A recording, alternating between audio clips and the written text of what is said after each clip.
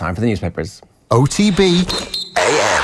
Thanks to Screwfix.ie, championing the trade with a dedicated call centre. Okay, so we're going to start with the Irish Times right here. Just making sure. Oh yeah, we do have a PDF of this. France elicit grudging respect rather than love. That's the headline of Ken Early's piece in Moscow. Jury out in grand football experiment. Opening weekend looked like the championship, but felt like the league. I mean, that's an interesting take from Keith Duggan, because it did feel like we didn't quite have the massive... I mean, a bomb went off, I think, in championship terms with Galway's win, but because Kerry aren't out, it doesn't really matter that much. What it does mean is that if Kerry come through, almost certainly they're up against Dublin in a quarter-final, because you would expect Galway to win that group now. You would expect them to. Like, they do have to go to Newbridge next weekend, which I wouldn't be writing off as a dead cert win for Galway at this point. And also, as well, like, the way... Like, when you look at Monaghan yesterday as well, they're not going to be easily beaten. Like, Rory Beggins, like, we've mentioned him time and time again on this show, but he is an outstanding weapon that Monaghan have. It's handy, you know, being able to start your attacks on the opposition 45 sometimes, and Rory Beggin, when he nails those kickouts, can allow you to do that. So I wouldn't be kind of saying that Galway are dead certs to win this group. I think Monaghan have a serious chance of topping this group as well. Interesting column from the back of the Irish Times this morning from Brian O'Connor. We don't believe in the tour, but we're still glued to it, which is basically the point that we've both been making over the last while. It's like once you tune into the beauty and the grandeur of the actual event itself, part of you kind of disassociates yourself with the fact that you can't really believe what's happening. And it's pure theatre. Yeah. Now, obviously, that's a terrible way of looking at sport, because you kind of still, at some point, want to believe that you're spending your time watching something that's worthwhile, and that's hard. But that tension will always be there, I suspect. On to the Irish Independent. Ooh, sorry about that. Bumping off the... sorry, Mike. Galway grasp the nettle.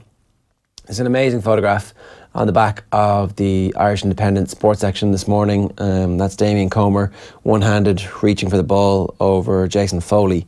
You can see the athleticism of Comer. It's like we're really starting to see some of the great Irish athletes reaching full peak of their athletic abilities in Gaelic football and putting it on display week in, week out. And I think that's going to be one of the other fringe benefits here, is that we see these types of things happen much more, and players get fitter and they get better and they get more conditioned, and suddenly they're actually playing the sport at a much higher level.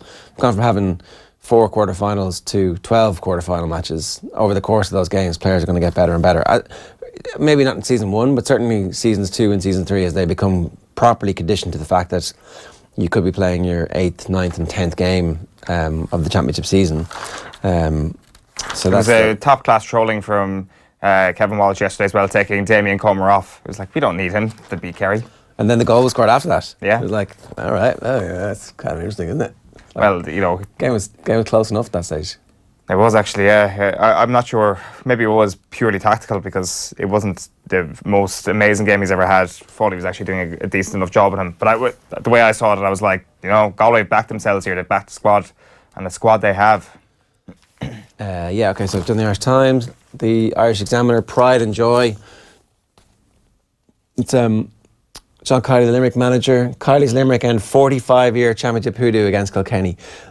Almost all of the other hoodoos over the course of the weekend. Monaghan breaking a bit of their Croke Park duck. Obviously, that meant Kildare's recent form there was maintained, but a phenomenal down the stretch win for the Limerick hurlers. The type of win that suddenly gives them confidence in everything they've been doing, that gives that whole management system a belief and frees them from the shackles of what's happened in Munster, where there was this kind of sense that, oh, I didn't buy it, but it was definitely out there that, having not got over the Munster situation, that the struggle for them was going to be to recapture their earlier season form, and then they've done it, and suddenly, who wants to play Limerick? Yeah, well, that's the thing. I do wonder if, in hindsight this year, we're talking to ourselves saying third place in Munster is the best place you can finish in these round-robin groups.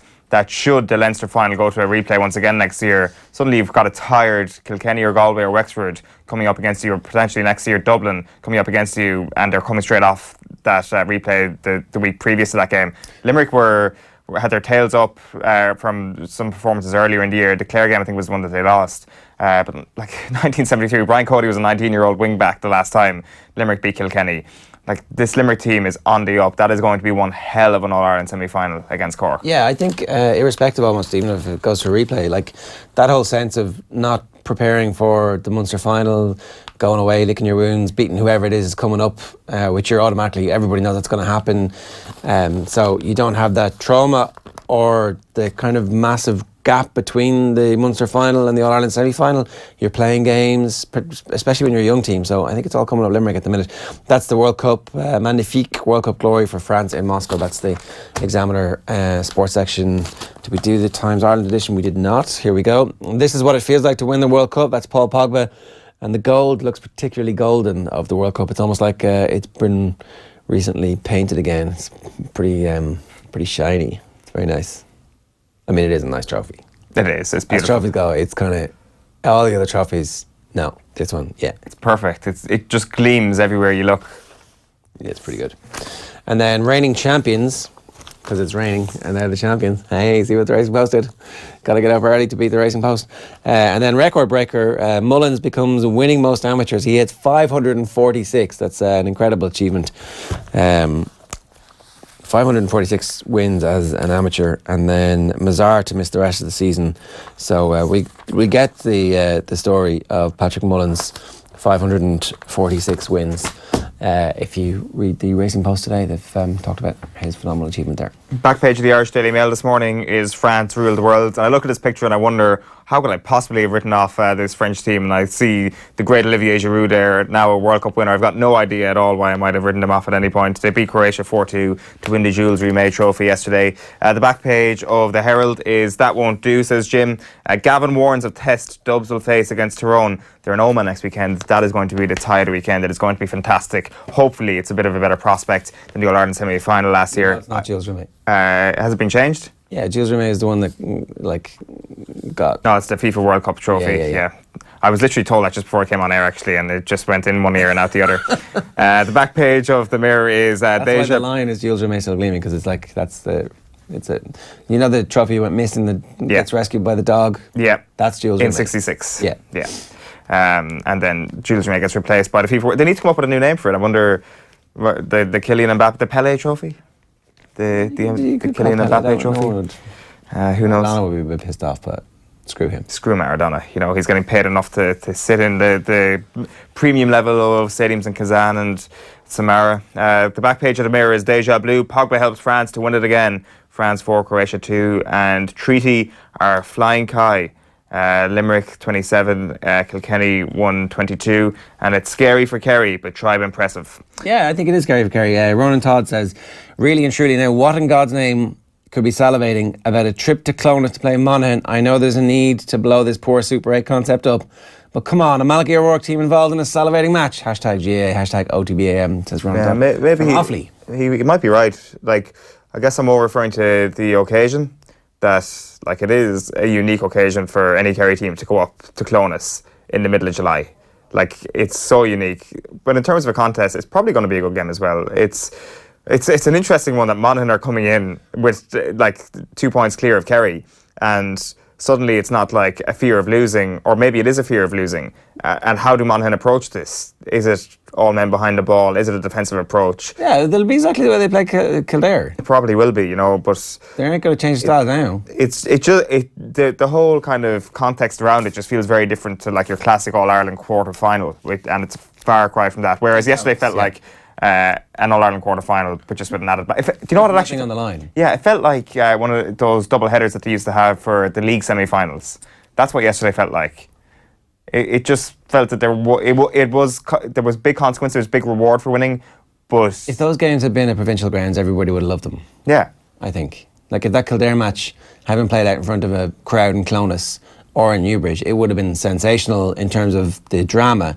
Unfortunately, because it's played out, you can hear the shouts from the crowd, people are like, there's no intensity in this game, but there was. Yeah. Monaghan will relish the chance of knocking Kerry out of the Super 8. Could be a graveyard for Fitzmaurice, says Frank Sheridan. Could be. I mean, at this stage, it really could be. It's like, it is shit or bust for Kerry next weekend. It's all about the Dubs and Galway and Limerick, says Trevor Dargan this morning.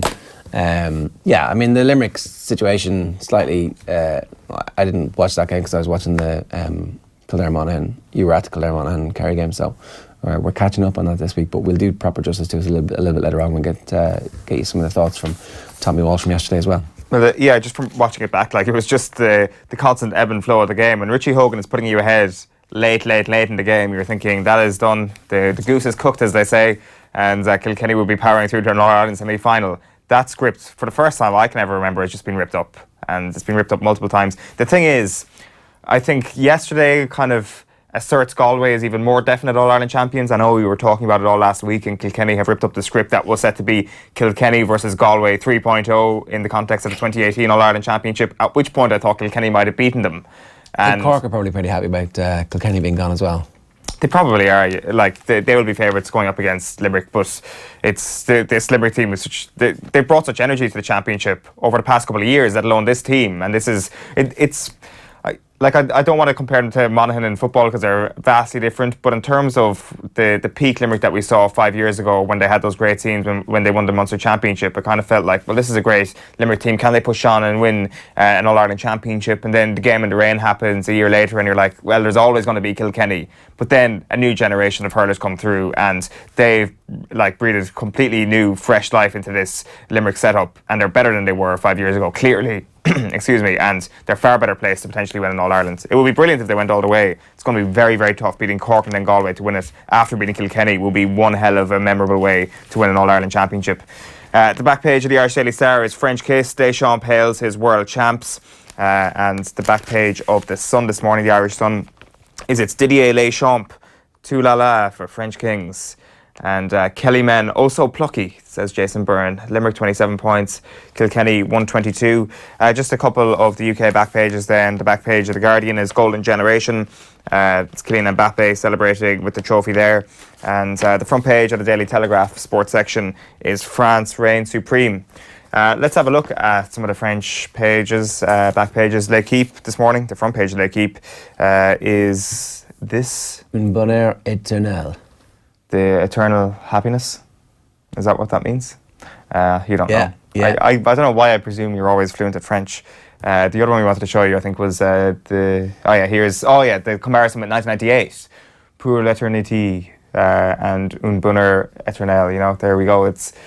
I'm not sure that they mean the same things, but just written in a different way. So what they did on Sunday morning was they reprinted, I think, the cover of the 98 one as like inspiration to the 2018 team, and then it's like, so eternal. It is eternity for these footballers. I think maybe the team that wins the first one are the ones who always have the public love and admiration, unless the second team wins another one, and yet you wouldn't back against them because, well, they're so young and so brilliant, and Kylian Mbappe, it looks like it's going to be one of those strikers who actually benefits from more playing time. So the L'Équipe player ratings is next.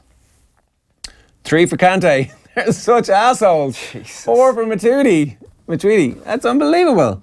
Pavard, about right, 5. Varane only gets a 6. Lloris gets a 5. Okay, so there's a mistake there, but Rakitic gets 7 instead of Modric. I mean, so 5.1, 5.6 is the average. They're basically saying 2 crap teams played out a mediocre game. Griezmann gets 8, Mbappe gets 7, Giroud gets 4. I mean, Giroud did exactly the job he was supposed to do, right? But they are harsh bastards. Yeah. Deschamps gets an 8, though. I mean, that's like, his team gets 5.6, but the coach gets an 8 for winning that. Well, you know, for eternity and all that, he was the captain of the first winning side. I'm going to do L'Équipe kind of, do they have a grudge against this current team? It's like, you know, you win the World Cup, you're on that biggest high of your life, and you open the paper and you go, 3? I got 3. Somehow I don't think French players are going to do that this morning. Yeah, like the last, I think the final just kind of capped off exactly what the tournament was.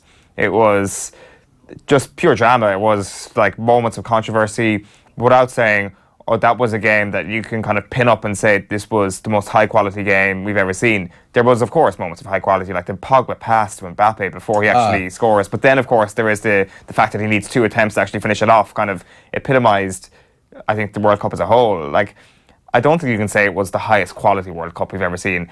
In terms of drama, it's probably the best I can remember. It could well be the highest quality World Cup we've ever seen, because World Cups aren't actually about quality. They're about of course one team's best players, one country's best players beating another, and that's never going to be like 23 amazing players in one squad, because it just isn't.